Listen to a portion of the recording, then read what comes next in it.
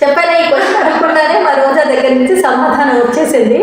ఎందుకంటే ప్రతి ఒక్కరు ఆ సైకిల్ వేరే మదర్స్ తో మాట్లాడుతున్నప్పుడు, అమ్మ మాట చేస్తున్నప్పుడు అందరి దగ్గర అనేది అదే. ఇది ఒక చైన్ అలా వెళ్తూనే ఉంటది. వాళ్ళ దగ్గర మనం ఏం చేస్తాం, మన దగ్గర మన పిల్లలు అదే చేస్తారు, వాళ్ళ దగ్గర వాళ్ళ పిల్లలు అదే చేస్తారు. మీరు రేపు పొద్దున అమ్మ అయితే మీకు తెలుస్తుంది అని కూడా అందరూ ఉంటాం. అయితే ఏంటంటే నీ చైల్డ్హుడ్ లో అప్పటికి ఇప్పటికి డిఫరెన్స్ ఉంది కదా, జనరేషన్ గ్యాప్స్. జనరేషన్ ఒకప్పుడు 10 ఏళ్ళో 20 ఏళ్ళో అయితే జనరేషన్, ఇప్పుడు సంవత్సరానికి జనరేషన్ మారిపోతుంది.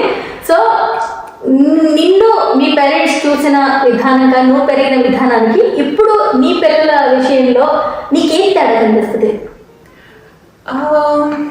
అంటే జనరేషన్ గ్యాప్ అంటుంటారు, కానీ మనం పెరిగినప్పుడు కంపేర్ చేస్తే పిల్లలకి ఇప్పుడు పిల్లలు పెరుగుతుంది డిఫరెంట్, మనం పెరిగింది డిఫరెంట్. మన టైంలో అవి కొత్తగా అనిపించేది, కానీ ఇప్పుడు పిల్లలు వెళ్తున్నప్పుడు ఇప్పుడు కొత్త వాళ్ళ కష్టాలు డిఫరెంట్. కానీ మనం